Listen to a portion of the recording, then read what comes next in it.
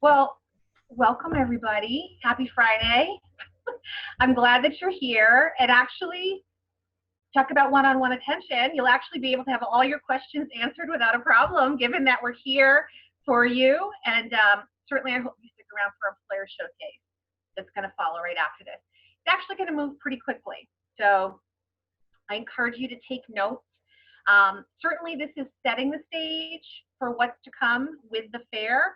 We'll talk about our services, but clearly, and we have one more person who wants to join, but clearly what I want to make sure that you realize is as I go over everything, we fully want you to come back and schedule appointments with us so that we can talk more in depth when it comes to your resume, cover letters, and everything else that goes along with interviewing, okay?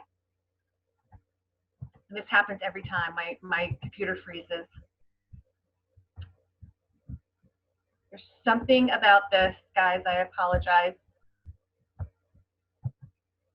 Okay, so a little bit about us. First of all, we want to welcome you back. Our office is open, but we're doing virtual appointments. So in order to do that, you just need to go on to Starfish and schedule. We have appointments from 9 to 5. If you go on to the main page of the website, you'll be able to take care of all that, more information. In terms of what we do, so in addition to programs like this, I talked about our virtual appointments. We look at resumes, we help you develop your cover letters, certainly online assessments to talk about your interests and skills if you're still exploring. Internship and job search guidance, we're going to talk a little bit about that today. Definitely interview prep, we can do mock interviews with you, and certainly graduate school application support. So there's a whole host of services we can do. What I want you to do is make sure, most importantly, that you are familiar with Handshake. So Handshake is our primary job search board. We are going to be having our fair virtually. So that's going to happen on Handshake on October 8th. So that's next Thursday from 12:30 to 2. We'll get you ready for that today. But do make sure if you're not on Handshake right now, that you do take a step and register and use it consistently. This is going to be super helpful for you throughout the year, whether you're looking for an internship or you're looking for a job. It's super easy to register. It's a simple link that we have online. You select Framingham State University, you enter your email, and it's going to walk you through the whole process. Super, super easy to use. Before we start talking about the fair and all the pieces from resume to interviewing, I want to make sure we cover internship information. So I am very happy to be able to turn this over to my friend Jill, who will go over all of that with you. Hi, students. Just a few things that I want to touch on briefly. I'm going to talk about what your role is in the process versus our role versus an academic advisor if you're considering looking for internships. And then I'm going to touch very briefly on a few internship programs that are offered by Framingham State University. So one question that I get constantly from students is, how is it that career services and employer relations can help? We are here to really help you with the preparation piece. So you don't have to meet with me specifically. You can meet with any of the career counselors on staff. We are here to help you prepare to search on your own. So we can assist you with a resume critique or a cover letter critique. Maybe you'd like to practice your interviewing with us. We can handle anything in that regard. If you are interested in earning academic credit for an internship experience, that conversation must begin and end with your academic advisor. No one in our office is a faculty member. We do not submit grades to the registrar's office. Your academic advisor, remember, they are there with you through that advising and registration process for your courses. So if you're looking to enroll in an internship course, they need to make sure you're meeting all of your gen ed requirements, your major requirements, your free electives, and they can help determine when it may be best suitable for you to complete an internship for credit. They're also going to be making sure that you're meeting any prerequisites necessary for that course, and whatever internship that you find, is it meaningful and appropriate for you to be earning credit? And if we could just, thank you. So again, as the student, what your role is you really want to start with some significant research. You need to first determine what it is that you want to be doing for a career once you complete your degree. That way you know what areas, maybe what careers and what industries you want to be targeting for an internship. You are going to be the one that is searching, applying, interviewing, and of course, accepting a position. We just like to remind you that once you accept an internship position, there really isn't any turning back from it. It would be seen as really unprofessional. You would be burning a bridge with that potential employer and the folks that work there. Remember, they have spent just as much time, energy, and effort in trying to find you and close that position. So you want to make sure that you honor your commitment to the employer. And then finally, there's still a fair amount of internships these days that are unpaid. So you really need to keep that in mind. Make sure that if you are applying for unpaid internship positions, that you actually can, in fact, afford to take it, because you may be scaling back on hours you're spending at a part-time job in order to accommodate the hours you're going to be spending at that internship. So now I'm just going to touch briefly upon 3 different programs I want you to be aware of that are run at Framingham State. The first one that I work on is something really unique and interesting for students. It's open to all majors. It's called the Washington Center Experience. And if you had ever thought of maybe studying abroad, this may be a great alternative for you.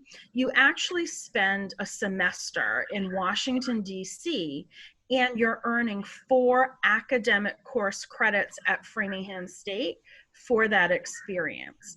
It's a really unique program that's comprised of 3 parts. Monday through Thursday from 9 to 5, you'd be at an internship site doing about 30 hours per week at that internship. Then 1 night a week, you'd be enrolled in a 3-hour evening course, similar to how your courses are here at FSU. And then on Fridays, you get to participate in weekly professional development activities. You might be in small or large groups, learning how to network and things of that nature. So those are the components of the program. And for more detailed information, myself and a representative from the Washington Center are going to be hosting an upcoming info session. It's going to be held, and you're going to see a lot of information on it on Handshake and on our website on Wednesday, October 14th from 12:30 to 2:30. We're going to be talking about this program in some depth and answering questions of students. The second program I want to call your attention to, hopefully if you're an upperclassman or if you have some upperclassmen in your courses, you might have heard about some choice funding. I administer the choice program on our campus. And what this is a funding source. So if you are earning academic credit because you've enrolled in an internship class at Framingham State, and you accept an unpaid internship at maybe a nonprofit organization, a government office, or one of our academic centers like the John Stalker Institute or the Merck Economic Resource Center, there is the possibility we might be able to get you a stipend to help offset costs that might be associated with your internship. So it's important to remember it is in fact a stipend. It is not meant to pay you for hours worked. So for example, if you do an unpaid internship at, say, Big Brothers Big Sisters in downtown Boston, and you have to take the commuter rail to get there every day and back for your internship, we may be able to help cover the cost of your travel expenses. The application is right on our Career Services webpage, and that just gets submitted directly to me. And you just want to keep in mind that, again, this money is is on a first come first served basis for eligible students. So you have to just keep in mind that you might not earn the stipend. So just make sure that, again, if you're going after these unpaid internships, that you're going to accept that position and honor your commitment, even if you don't end up qualifying for choice. And lastly, there's one more program out there. There's another funding source. Sometimes with choice, again, there are some particular criteria that you can find on our website. One of the ones that students run into as a stumbling block often is that to get choice funding, you need an overall GPA of a 2.75 or higher. So if students don't qualify for choice funding, you may be eligible for this alternative program called Pathways. So if you're not meeting that choice criteria, you still may be able to earn some funding. The only big difference with this program is students earning this funding are required to do 4 individual appointments with the career counseling staff to help make sure you have a very successful internship search, subsequent searches, and even for full-time jobs later on down the line. And this program is run through the Diversity, Inclusion, and Community Engagement Office. It's administered by a wonderful woman named Manny Gibson. So I've included all of her contact information for you if you think this might be a fit, just in the event you don't meet the choice criteria. Thank you so much for giving me a few moments of your presentation, Michelle. Oh, you're so welcome. Thank you, Jill. Okay, so remember that the event that we're having on the 8th isn't just a job fair, it's an internship and job fair. So it's important to think of both opportunities that you can take advantage of. Speaking of which, let's talk about how you can prepare for this. I sound like a broken record, but I want to make sure you're all set in Handshake. So once you get everything going, and you probably have already taken care of that as it is, make sure you register for the job and internship fair. That's the first important step. What you're going to do after this are some additional steps just to make sure that you're able to put your best foot forward. We want you to research attending organizations so you can find a match for your interests, values, and skills. That's easy to do through Handshake because all that information is in there for you. Another step you're going to want to do is certainly create or update your resume. You can have it reviewed by us. Again, making appointments through Starfish. We're available to work with you between 9 and 5, Monday through Friday. I highly recommend you craft your elevator pitch and practice some interview responses. And we are going to talk about that a little bit today to help you.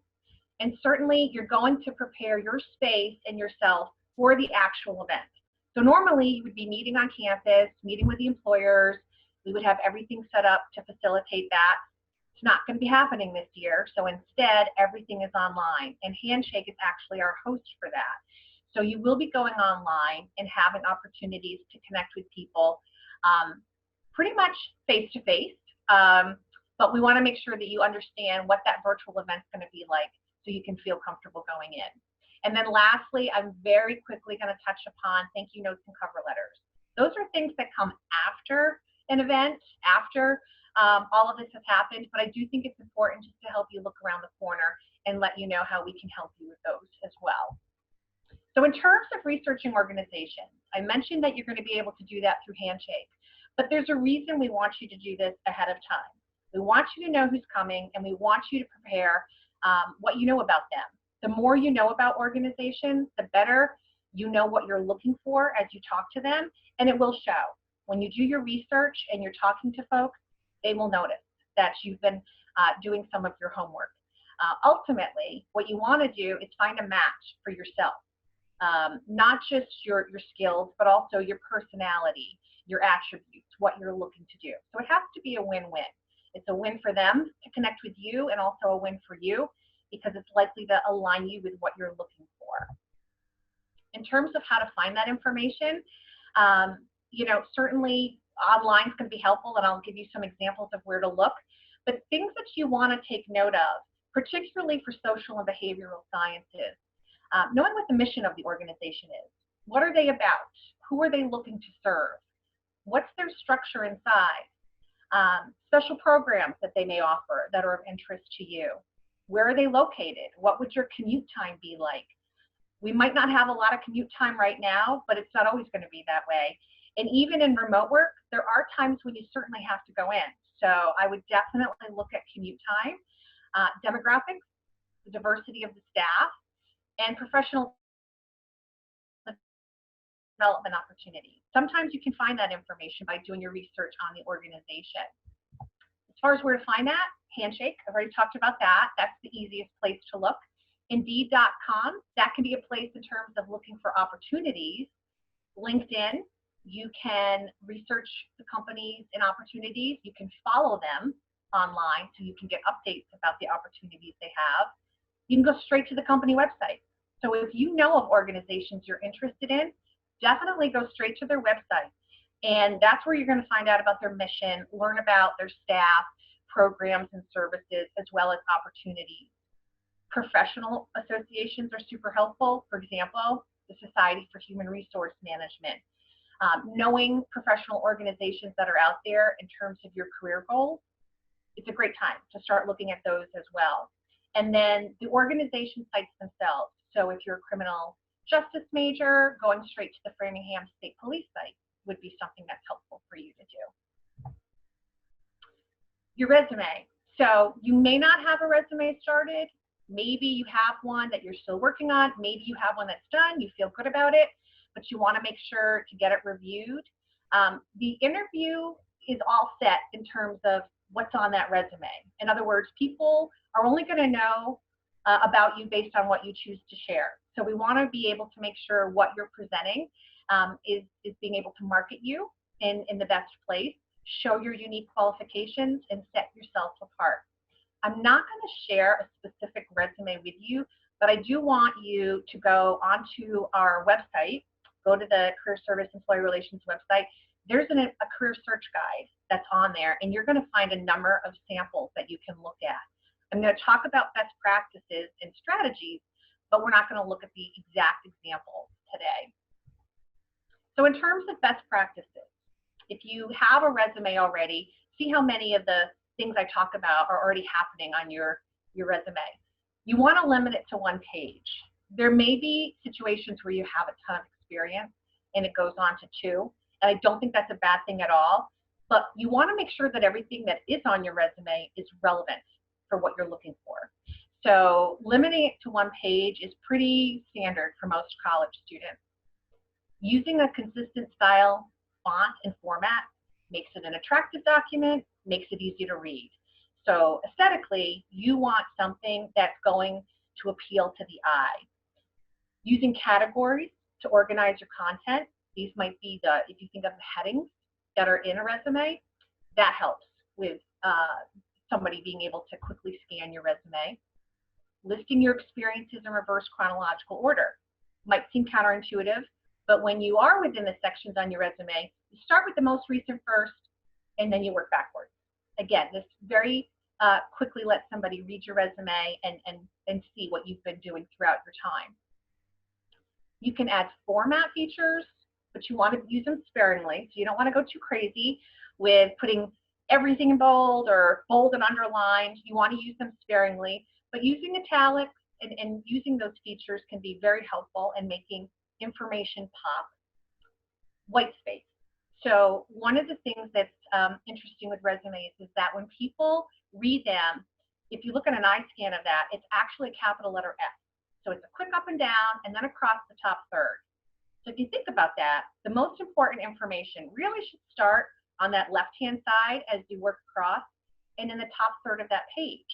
Your contact info is at the top, your education section's at the top, your titles and organizations tend to work from the left to right with dates on the right. So just make sure you're knowing how somebody reads your document and using the strategy that's going to best help them quickly get the information. In terms of using content on your resume, you want to make sure you're putting things into bulleted statements. Again, it's easier to scan. You're going to start your bullets with action words. You're going to emphasize specific and transferable skills. So in other words, you want to market yourself in a way where you're explaining things concisely, but at the same time, it's compelling. I get to look at your resume and I get to see the highlights, not a full job description of what you've done, but what you feel is the best stuff that's relevant to what you want to do in the position you're seeking. And you'll use bullets to organize that. As far as what not to do, avoid templates. They're not the best to use at all. I think it can be very frustrating trying to work with them. And there's nothing worse than it being 11 o'clock at night and you want to get your resume in for a position and you're struggling with a template that's rigid to use. Just stick with a simple Word doc. Those are the best to use. If you're using a Google Doc, that's okay. That's helpful to share information, but it does skew the format. So if you can use Word, that's the best to use. You also want to avoid saying responsible for on your resume. So if you are thinking about your resume right now and those bullets, and you notice maybe they start with responsible for, and then they continue, you're going to want to get rid of that and go straight to an action word. What's a word that's more interesting and more accurate in terms of what you were doing? And then you don't want references upon request on your resume. There will be resume samples. If you Google online, you might see that showing up. We absolutely don't need to see that on a resume. That's a separate document you would provide further down in the interview process. And then you don't use pronouns. So if you're looking through your resume, check to see if you're using I and any other pronouns. That's not what we would typically use on a resume. Okay, I think the best way to talk about those bullets we were talking about and how to know what's the best stuff to put on your resume. For me, when I think about the social and behavioral sciences, I think of hard and soft skills. These are the skills that should complement each other, market yourself, and really convey what the employer is looking for. So hard skills would be those things that you would get through education or training. For example, utilized survey research methods to collect and assess data for annual reports. That's an example of a bullet on a resume that's referring to specific skills that you had to learn through specific training. Soft skills are useful across all industries, and in many ways, they talk about our ability to help us get our work done and interact well with others. For example, a bullet that I have also provided here, provided information and assistance to community members seeking services several times per day in a friendly and positive manner. These are skills that you can build outside of school, outside of your classes. They're your professional skills. And these are wonderful things that you also want to include on your resume as they relate to the work you want to do. So a combination of the hard and soft is definitely going to paint a picture for the employer about what you're capable of and how you're going to be able to help them. So some marketable skills, specific thinking about your majors. This is not an exhaustive list. This is definitely a handful of probably the more common ones. But what I want you to do as I quickly go through them is think of the work that you've done and how these particular skills are marketed or not on your resume. Helping in human relations, that's your listening skills, your encouraging skills, collaboration skills, interviewing, management skills. This is when you're organizing things, coordinating things, planning, setting things up, scheduling things, communication, when you're answering questions, when you're working with people, as well as your writing skills. So it's the verbal as well as the written skills, public speaking, training, administrative and leadership skills. These are marketable skills that maybe have involved you reviewing or implementing something, evaluating something, maybe you're delegating, you're in a leadership role in a group, and you're able to delegate to team members and managing your time. Research and analysis. Have you been in roles where you've had to gather information, do surveys, collect data, analyze, investigate? Problem solving, designing experiments and tests. Maybe you've had to review or critique results, measure, project, estimate, And finally, public relations and promotion. These soft skills would involve everything from selling to debating to fundraising, creating advertising, or even representing something. When you look at these words, actually, aside from the ing that's ending them, these are great words you can start your bullets with. So instead of saying responsible for, go straight to an action word like designed, represented, sold, investigated. But these are things that employers are looking for. They're looking for your soft skills in addition to your technical skills, because they know this is how work is able to get done. You're developing all of these skills in and out of the classroom. So don't just think about your experiences and your skills strictly from paid experiences. It can be from your volunteer work and projects you've worked on in school. Okay, elevator pitch. So this is an area that I really want you to think about, not get caught off guard when it comes to the virtual career fair. A well-developed elevator pitch is basically how you introduce yourself to folks. And it's a selling statement.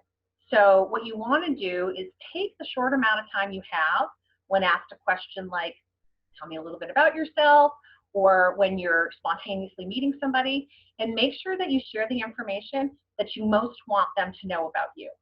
So you want it to be relevant, and you don't want it to be a biography. You don't have to go far back. Start with where you are now, what you're looking forward to do, and what are your interests, your skills, what are the things you want to leverage when it comes to looking for that internship or job. Basically, a really good elevator pitch is going to achieve 4 things. 1, it's going to introduce yourself, identify your key strengths and qualifications. It's going to address why you're interested in that particular position or industry or organization. It'll assert what you can bring to the position, and it'll share how what you can do, your skills, align with what the employer is looking for. So if you've done your research on organizations, you're going to have a sense of the positions they're looking for or what they're about, and you're going to think about how you match that. So here's the sample elevator pitch, just so you can hear those 4 things in action. And forgive me for reading it, but it's the best way to do this. Hello, I am Sam Student, and I'm a senior at Framingham State University studying criminology with a minor in Spanish. My ability to speak Spanish in my internship in the criminal justice system makes me a good candidate to work with a variety of populations. Recently, I interned at the Framingham Police Department, where I observed criminal processes firsthand. I'm currently seeking a position in either the prison system or with a law enforcement agency. Doesn't take much more than that. It's polished, it has details, and it's focused on what's relevant to the conversation. Now, Sam Student may have a million other things that are going on. Maybe they play intercollegiate sports. Maybe they do a lot of volunteer work. Maybe they have part-time jobs in retail, but they've chosen to focus on the things most specific and most compelling for the position. So if you were to take this and swap out Sam's information with your own, this would be a great template for you to be able to create your own elevator pitch. The secret to the elevator pitch is once you have the content, you need to practice it. And the only way to practice it is to hear yourself saying it. So you kind of have to do the crazy thing I just did and say it aloud so that you can hear it. But it truly is the best way that you can master this so that it doesn't sound too scripted, but you have confidence when you share this information. Okay, once you have your elevator pitch down, you can start thinking about your elevator prep, or your interview prep. So getting to this stage of the process of an interview means you put in the work, you're getting the results, and things are starting to pay off. The whole goal of your resume is to land the interview. So once you get to this point, this is where you're going to be able to go in and really talk in detail about what it is you're about and what you're looking to do. This is where match and fit can be evaluated. They're going to be evaluating you as a candidate to see how you would be a match and fit for them. And you're interviewing them. You're doing the same thing. Based on their questions, you're trying to make sure that this is going to be a good fit for you as well. And I've said this numerous times, but when you've studied organizations and you know what they're looking for and you know your strengths and how you can make a difference, That's how this process is successful. So just 3 main areas to prepare before your interview. First, you want to know why you. So that's your skills, talents, your interests, how you can help the organization. What are your accomplishments? What are highlights? What are things you're proud of? How have you made goals and achieved them? What are you looking to do in the future? You're going to use examples using the STAR format, and I'm going to share that with you. You're also going to think about why them. You're going to be able to demonstrate you've done your research about them and the opportunity, and you're going to know at least 3 reasons why you want to work for them. Finally, why now? You're going to show you're fit for the organization and why this specific position fits with your career path by connecting this position to what is of interest to you and is going to fit in with your long-range plans and career. So as far as that STAR method, if you've heard it before, this is a repeat. It's an acronym in terms of a situation, task, action, and result. It's a great strategy for behavioral interviews when you're asked to talk about a time or maybe a hypothetical, how would you approach a situation? The situation is where you briefly set up the stage and context of what's happening. You talk about what you decided to do, you share what you literally did, and more importantly, you share the results. So another way to think of this is when you're asked a question to talk about a time you did something, go to a story. Story has a beginning, a middle, and an end. If you think about either as the STAR method or going to a story, you will cover all the bases that are needed for a good interview response. So let me share an example with you. Let's say the interview question was, tell me about a time when you had to use your skills to address a problem. Problem solving, there's that soft skill that's showing up. Employers want to know about your soft skills. Probably a question you can expect for sure, given your major. So in this case, the respondent thinks of a situation. Student engagement was declining for our student government elections on campus. The task. My goal was to increase student participation in both the candidate pool and voter turnout. Now share specifically what you did. I designed a survey to assess student concerns about the campus and share the results with a list of benefits for how student government can help improve the campus. I also collaborated with our marketing chair to develop a campaign for our social media channel. Now you got to share the results. How did this end up?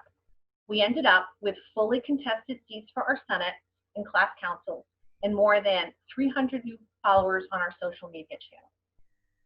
So here's the STAR method in action. You're telling a story, you're sharing the details, you're including the results. Stories are more memorable than facts. So it's one thing if you said to me in response to this question, I'm pretty proud of something I did with our student government where we're able to get more followers on our social media channel.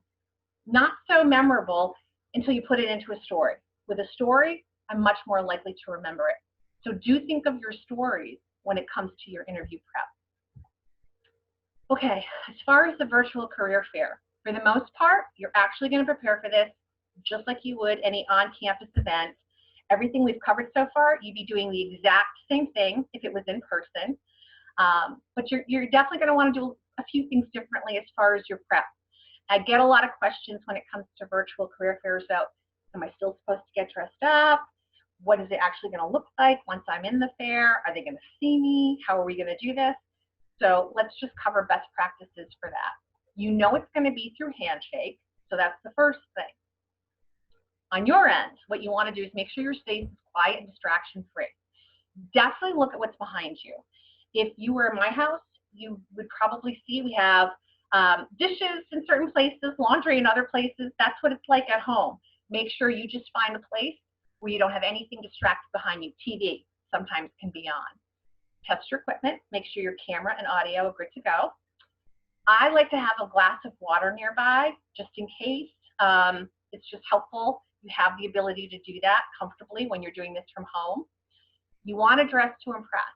So yes, you do have to dress as if you were going to be in person, but there's probably a little bit of leeway in terms of you thinking it is from the waist up. So, you know, make sure that you look professional and polished, certainly from the waist up. The bottom line is you perform better. When you put the time in to dress so that you're prepared, it will show. It'll show in your nonverbals, it'll show in your verbals. So don't feel that it's a step you can skip. You really do need to put the time in just to make sure you look presentable. Dress shirt and tie, nice blouse, perfect. You want to use professional communication in your verbal and written responses. So normally meeting face-to-face, you would just be talking. There might be some chat room responses that you have to do, so make sure you're using professional business communication in that sense. You want to maintain eye contact. Try to minimize distracting movements as much as you can. I talk with my hands a lot. I have to work really, really hard on that one. So just be aware that in person, it might look one way, but on camera, it can look like a flurry of activity. Make sure you're framed in your screen. So think of this as a picture frame. Your screen's a picture frame, and you want to make sure you're centered, and you do want to engage with the employers. They're really going to appreciate if they're seeing from you that you're listening, that you're enthusiastic. There's no other way to do this other than by, setting up everything so that you're presentable and being able to use your nonverbal. So if there's nodding, if there's smiling, so all of those things will make a big difference. And finally, I really, really don't want you to go in without using your video camera. There's no way that they're going to be able to communicate with you if they can't see that you're actually there. So do make sure that you have your camera on and definitely be ready to engage with them. Okay, post-career follow-up. What you're going to want to do after this particular fair is just send a quick message. You don't have to do a full-blown thank you note, but after a career event, you always want to send a quick message to thank people for their time. You also can use this strategically to demonstrate your interest in a position. Maybe you can let them know that you're going to be applying for the position or that you've already done that. You can also be able to show good follow-through. So it's not just expressing your gratitude, but it's also being able to demonstrate your soft skills, your professional skills, that you are good at following through when it comes to tasks. As far as thank you notes, think of those for interviews where you're going to take the time to professionally write an email, and it's totally okay to send everything by email. It'll get there quicker. You want to do it within 24 hours after an event. You don't want to pre-write your thank you notes because you want to show that you've taken the time to reflect on the experience. So again, this is an opportunity for you to express your gratitude for them taking the time to meet with you, talk about things that you learned throughout the conversation, or comment on things that you're most looking forward to when it comes to the opportunity. You can reiterate your interest. And then certainly, above all, it shows good follow-through, but this is how you start building relationships. So make this a regular practice for yourself. You don't have to wait to just after an interview to send a thank you note. You can send that very important message by email after the virtual career fair so that you can keep that process moving forward. Cover letters. So I think this is pretty much the final thing I want to go over before I open this up for questions. You don't need a cover letter for the fair, but you do want to be able to kind of get to that task sooner than later, because if you do identify opportunities, and I'm sure you will through this event, you're going to want to apply. And when it comes to cover letters, unless a job posting specifically says they don't want to see one, you really should write one. So the cover letter is just a one-page document that's going to introduce you and your resume to the employer. It's an important document because you get to market yourself, and a lot of times you get to express why you're interested in the position. So it's definitely something that can be to your advantage. It shows off your communication skills. So it's something that you're going to want to have edited as well. We have samples of cover letters in that same career search guide I mentioned for resumes. So I really want you to look up those resources first and then meet with us so we can help you craft that. But basically what you're going to do is write a one-page letter that talks about why you're interested in the position, what you can bring to the table as far as the relevant qualifications and skills they're looking for, and then provide your contact info. It's about 3 to 4 paragraphs in total. In fact, just as a quick reminder, make sure that this letter matches your resume. Use the same font, keep it professional. Make sure you greet the person professionally.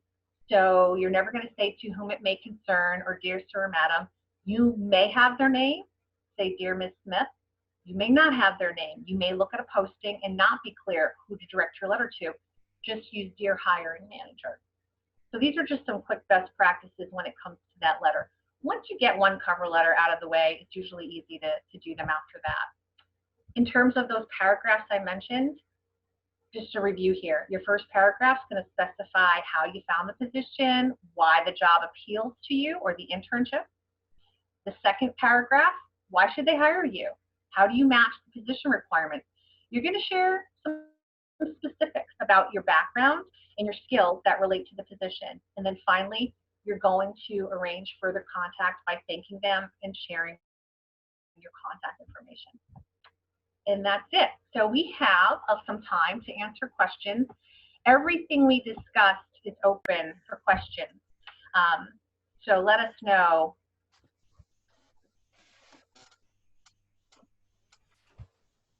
Michelle, you were so perfect. There are no questions, maybe. It was great. Awesome. Great job.